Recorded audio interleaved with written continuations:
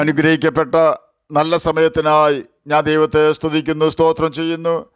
ദൈവവചനം ശ്രവിച്ചുകൊണ്ടിരിക്കുന്ന എല്ലാ ദൈവമക്കൾക്കും വീണ്ടും വരാമെന്ന് അരുളി ചെയ്തവനായ കർത്താവായ യേശു ക്രിസ്തുവിൻ്റെ ധന്യനാമത്തിൽ ഞാൻ എൻ്റെ സ്നേഹവന്ദനം അറിയിക്കുന്നു. ഇന്ന് നാം പഠിക്കുവാൻ തുടങ്ങുന്നത് 10ഉം 13ഉം സങ്കീർത്തനങ്ങൾ ആണ്. ഈ രണ്ട് അനുഗ്രഹിക്കപ്പെട്ട സങ്കീർത്തനങ്ങളും ദാവീദാണ് എഴുതിയതെന്ന് ചിന്തിക്കുന്നതിൽ തെറ്റില്ല. കഷ്ടകാലത്തും മറിഞ്ഞിരിക്കുന്ന ഒരു ദൈവത്തെക്കുറിച്ചാണ് 10ാം സങ്കീർത്തനത്തിൽ സങ്കീർത്തനക്കാരൻ വിവരിക്കുവാൻ ശ്രമിക്കുന്നത്. 10ാം സങ്കീർത്തനം 1-ാം വാക്യത്തിൽ താൻ പറയുകയാണ്, യഹോവേ, നീ ദൂരത്ത് നിൽക്കുന്നത് എന്ത്? കഷ്ടകാലത്ത് നീ മറഞ്ഞു കളയുന്നതും എന്ത്? പലപ്പോഴും നമ്മുടെ ജീവിതത്തിൽ പ്രതീക്ഷിക്കാത്ത സമയത്ത് പ്രതിസന്ധികൾ കൊടുങ്കാറ്റ് പോലെ ആഞ്ഞു വീശുമ്പോൾ നമ്മുടെ സ്നേഹിതർക്കോ പ്രിയപ്പെട്ടവർക്കോ പോലും നമ്മെ സഹായിക്കുവാൻ കഴിയാത്ത വിധം നാം കഷ്ടത്തിലായിരിക്കുമ്പോൾ ദൈവത്തോട് നാം ഉറക്കെ നിലവിളിക്കാറുണ്ട്, കർത്താവേ, ഇതെന്തുകൊണ്ട്? അപ്പോൾ ഉത്തരം ലഭിക്കുകയില്ല. മുകളിലോട്ട് നോക്കിയാൽ ആകാശവും താഴേക്ക് നോക്കിയാൽ ഏറ്റവും ഉയർന്ന പർവ്വതം പോലും കാണുവാൻ സാധിക്കാത്ത വിധം വെള്ളവും മാത്രമുണ്ടായിരുന്ന നോഹയുടെ ജലപ്രളയ കാലത്ത് ഒരുപക്ഷെ നോഹയും ചിന്തിച്ചു കാണും, യഹോവേ, എത്ര നാൾ ഇപ്രകാരം പ്രതിസന്ധിയിൽ ജീവിക്കേണ്ടി വരും എന്ന്. മൃഗങ്ങളുടെയും പക്ഷികളുടെയും ശബ്ദം മാത്രം കേൾക്കാം. നോഹ ഉൾപ്പെടെ 8 മനുഷ്യർ മാത്രം ആ സമയത്ത് നോഹയുടെ പെട്ടകത്തിലുണ്ടായിരുന്നു.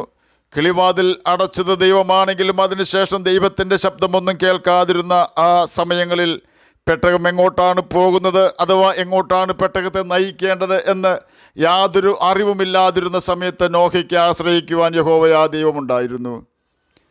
കൂടെ താമസിക്കുന്നവർ വിശ്വസ്തരും വിശ്വസിക്കുന്നവരും അല്ല എന്ന് നോഹയ്ക്കറിയാം. എങ്കിലും നോഹ യഹോവയുടെ വാക്കിൽ ഉറച്ച് വിശ്വസിച്ചു.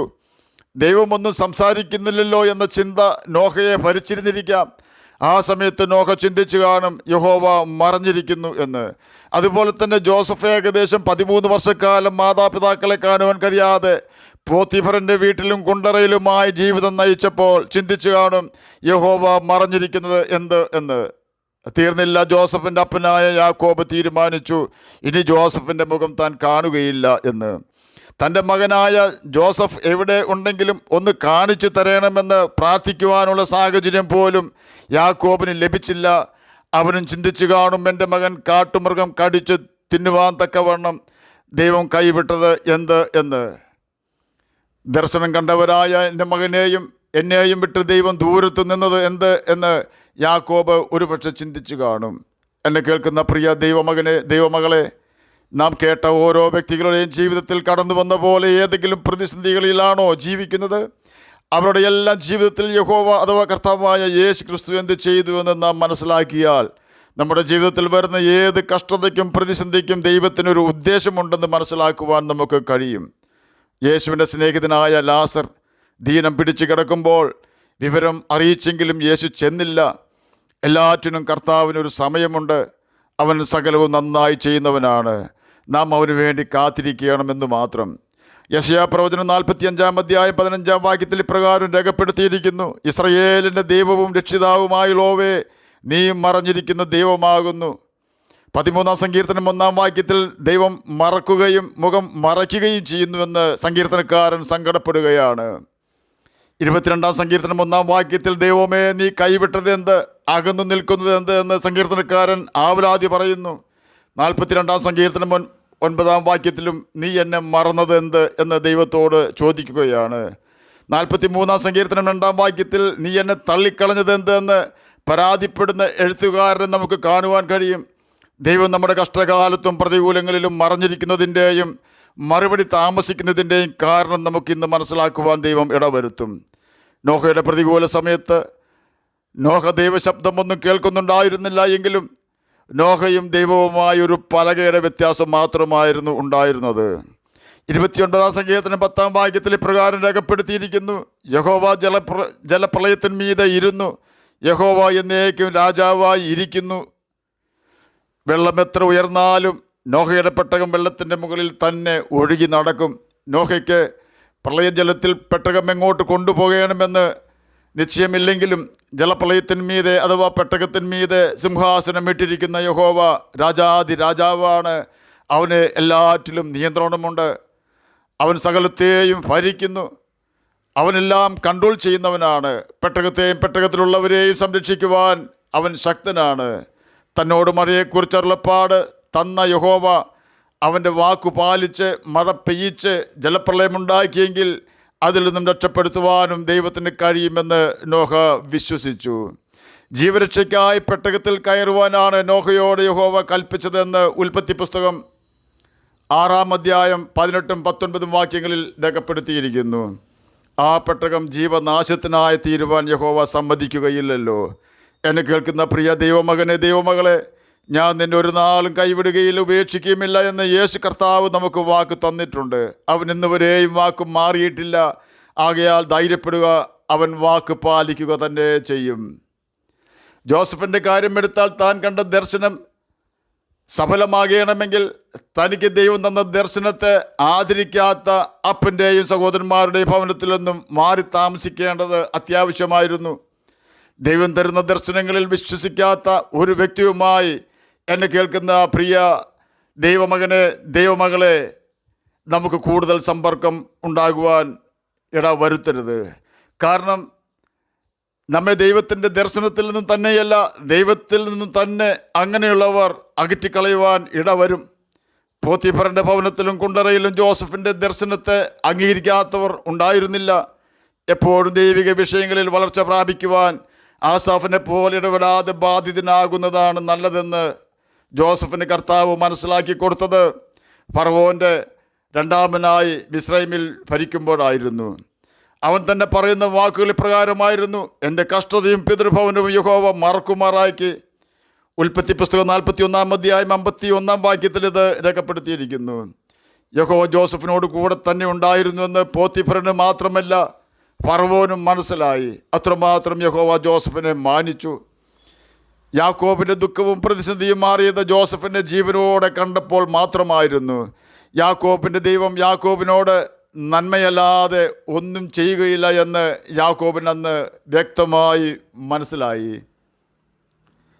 നിൻ്റെ മകന് ഞാൻ കൊടുത്ത ദർശനം എത്ര പ്രയാസമേറിയതാണെങ്കിലും ഞാൻ നിവർത്തിക്കുമെന്ന് നിൻ്റെ മകനോട് പറയേണ്ടതിന് പകരം ഞാനും നിൻ്റെ അമ്മയും നിൻ്റെ മുമ്പിൽ വണങ്ങുമോ എന്നല്ലേ നിൻ്റെ മകൻ ജോസഫിനോട് നീ ചോദിച്ചത്. അതുകൊണ്ട് ഞാൻ അവന് കൊടുത്ത ദർശനം അവനെ നിവർത്തിച്ച് കൊടുത്തതിന് ശേഷം നീ അവനെ കണ്ടാൽ മതിയെന്ന് ഞാൻ തീരുമാനിച്ചു. അതുകൊണ്ടാണ് നിൻ്റെ മകൻ ജോസഫിന് വേണ്ടി പ്രാർത്ഥിക്കുവാൻ പോലും ഞാൻ അവസരം തരാതിരുന്നത് എന്ന് ദൈവം യാക്കോബിനോട് വാക്കും ഭാഷണവും കൂടാതെ പറയുകയാണ്. എന്നെ കേൾക്കുന്ന പ്രിയ ദൈവമകനെ, ദൈവമകളെ, ദൈവത്തിൻ്റെ ദർശനത്തിലോ വാഗ്ദാനങ്ങളിലോ ഒരിക്കലും സംശയിക്കരുത് എന്ന് കർത്താവ് നമ്മെ ഈ ഭാഗങ്ങളിൽ കൂടി പഠിപ്പിക്കുകയാണ്. ദീനം പിടിച്ച കാര്യം ലാസറിൻ്റെ സഹോദരന്മാർ യേശുവിനെ അറിയിച്ചുവെങ്കിലും മരിച്ച് നാറ്റം വെച്ചതിന് ശേഷമേ യേശു ചെന്നുള്ളൂ. മാർത്തിയെയും മറിയായെയും ചില യഹൂദന്മാർ പരിഹസിച്ചു കാണും.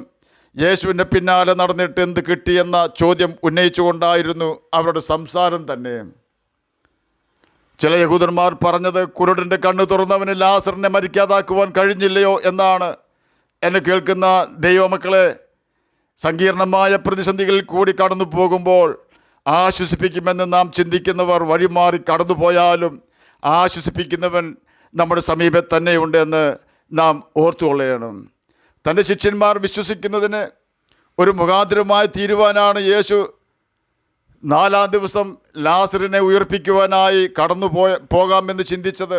മരിച്ച മനുഷ്യൻ്റെ ആത്മാവ് 3 ദിവസം വരെ ശവശരീരത്തിന് ചുറ്റും സഞ്ചരിക്കുമെന്ന യഹൂദൻ്റെ വിശ്വാസം തെറ്റാണെന്ന് തെളിയിക്കുന്നതിന് വേണ്ടിയുമാണ് ലാസറിൻ്റെ കല്ലറക്കൽ യേശു 4-ാം നാൾ എത്തിയത്.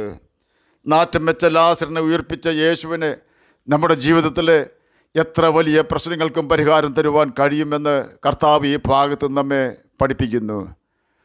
കണ്ണിനും നട്ടലിനും സ്പൈനൽ കോഡിനും കാലിനും സകല മാംസപേശികൾക്കും ക്ഷതം സംഭവിച്ച് അസ്ഥിയിൽ നിന്നും മാംസം ജീർണിച്ച് താഴെ വീഴുവാൻ ഏകദേശം 4 ദിവസം മതിയാകും എന്നാണ് ഞാൻ ചിന്തിക്കുന്നത്. ശരീരം അഴുകിക്കഴിഞ്ഞ ലാസറിനെയാണ് തൻ്റെ വചനത്താൽ അവൻ മരണത്തിൽ നിന്നും മടക്കി വരുത്തിയത്. അങ്ങനെയെങ്കിൽ നമ്മുടെ പ്രിയപ്പെട്ടവരെയും മക്കളെയും പാപസ്വഭാവത്തിൽ നിന്നും രോഗത്തിൽ നിന്നും രക്ഷിക്കുവാൻ യേശുവിന് ഒരു പ്രയാസവും ഉണ്ടാവുകയില്ല. നാം അവൻ്റെ മുഖത്തേക്ക് നോക്കി യാത്ര ചെയ്താൽ മാത്രം മതിയാകും. നാം നമ്മുടെ യേശുവിനെ അനുസരിച്ചാൽ നമ്മുടെ മക്കൾ നമ്മെ അനുസരിക്കും. ദൈവം നമ്മെ വിട്ട് മറയുന്നുവെന്ന് നമുക്ക് തോന്നിയാലും, നമ്മുടെ കഷ്ടത കർത്താവ് കാണുന്നില്ല എന്ന് നാം ചിന്തിച്ചാലും, കർത്താവ് നമ്മുടെ തോന്നൽ പോലെയും നാം ചിന്തിക്കുന്നത് പോലെയും നമ്മെ വിട്ട് ദൂരത്തായിരിക്കുന്നില്ല. കാരണം 91 സങ്കീർത്തനം 15 വാക്യത്തിലും മത്തായി എഴുതിയ സുവിശേഷം 28 അധ്യായം 20 വാക്യത്തിലും മറ്റനേകം വാക്യങ്ങളിലും ദൈവം നമുക്ക് വാക്ക് തന്നിട്ടുണ്ട്. കഷ്ടകാലത്ത് ദൈവം നമ്മോട് കൂടെ ഇരിക്കും എന്നും കഷ്ടങ്ങളിൽ ദൈവം ഏറ്റവും അടുത്ത തുണയായിരിക്കുമെന്നും യേശു ലോകാവസാനത്തോളം എല്ലാ നാളും നമ്മോട് കൂടെ ഇരിക്കും എന്നുമാണ് ആ വാഗ്ദാനം. നാം യേശുവിൻ്റെ വാഗ്ദാനങ്ങളാണ് ഓർക്കേണ്ടത്, പ്രതിയോഗിയുടെ ഭീഷണിയല്ല. നാം കേട്ട ഭക്തന്മാരെല്ലാം വലിയ കഷ്ടങ്ങളിൽ കൂടി കടന്നുപോയി. അവരെല്ലാം തക്ക സമയത്ത് അവരെ എല്ലാവരെയും കർത്താവ് തക്ക സമയത്ത് വിടുവിച്ചു. അവരെല്ലാവരും ദൈവമുഖത്തേക്ക് നോക്കി കർത്താവ് എന്തു പറയുന്നുവോ അത് ചോദ്യം ചെയ്യാതെ അനുസരിച്ചു കൊണ്ടാണ് ജീവിച്ചിരുന്നത്. നോഹ ദൈവത്തെ അനുസരിച്ചു. യാക്കോബ് ദൈവത്തെ ഭയമുള്ളവനായിരുന്നു. ജോസഫ് പാപത്തെ വെറുക്കുന്നവനായിരുന്നു. യഹോവ അവനോട് കൂടെ ഉണ്ടായിരുന്നു. നാറ്റം വെച്ച ലാസർ യേശുവിൻ്റെ കൽപ്പനകൾ അനുസരിച്ചുകൊണ്ട് അവനെ സ്നേഹിച്ചവനായിരുന്നു. എന്നെ കേൾക്കുന്ന പ്രിയ ദൈവമകനെ, ദൈവമകളെ, നാമും യേശുവിൻ്റെ വചനം അനുസരിച്ച് ജീവിച്ചാൽ നിശ്ചയമായും അവൻ നമ്മുടെ വലങ്കരം പിടിച്ച് നമ്മെ ഈ ഭൂമിയിൽ നടത്തി ലക്ഷ്യത്തിലെത്തിക്കുകയും പിന്നത്തേതിൽ നമ്മെ മഹത്വത്തിലേക്ക് കൈക്കൊള്ളുകയും ചെയ്യും. ആകയാൽ നമുക്കും യേശുവിനെ അനുസരിച്ച് പാപത്തെ വെറുത്ത് ഈ ഭൂമിയിൽ ദൈവവചനം അനുസരിച്ച് ജ്യോതിഷികളെപ്പോലെ തിളങ്ങുകയും നിത്യജീവൻ അവകാശികളായി തീരുകയും ചെയ്യാം. അതിന് കർത്താവ് നമ്മെ സഹായിക്കട്ടെ എന്ന് പ്രാർത്ഥിച്ചുകൊണ്ട് ഞാൻ എൻ്റെ വാക്കുകളിൽ നിന്നും വിരമിക്കുന്നു. നമുക്ക് പ്രാർത്ഥിക്കാം. ഞങ്ങളെ സ്നേഹിക്കുന്ന സ്വർഗീയ പിതാവേ, നല്ല വചനത്തിനായി അങ്ങയെ സ്തുതിക്കുന്നു, സ്തോത്രം ചെയ്യുന്നു. എന്നെ കേൾക്കുന്ന ഏതെങ്കിലും പ്രിയപ്പെട്ടവർ സമാധാനമില്ലാതെ ആയിരിക്കുന്നെങ്കിൽ അങ്ങ് അവർക്ക് സമാധാനം കൊടുത്ത് സഹായിക്കണമേ. രോഗത്താൽ ഭാരപ്പെടുന്നവർക്ക് രോഗസൗഖ്യം കൊടുക്കണമേ. പഠിക്കുന്ന കുഞ്ഞുങ്ങൾക്ക് പഠിക്കുവാനുള്ള ബുദ്ധിയും ജ്ഞാനവും ഓർമ്മശക്തിയും കൊടുക്കണമേ. അങ്ങയുടെ വചനം വായിക്കുവാനും ഗ്രഹിക്കുവാനും അതിന് പ്രകാരം ജീവിക്കുവാനും അടിയനെ കേൾക്കുന്ന അങ്ങനെ കുഞ്ഞുങ്ങളെ സഹായിക്കണമേ. പ്രാർത്ഥന കേട്ടതിനായി സ്തോത്രം. യേശുവിൻ്റെ നാമത്തിൽ തന്നെ ആമേൻ. കർത്താവ് എല്ലാവരെയും അനുഗ്രഹിക്കട്ടെ. സ്തോത്രം.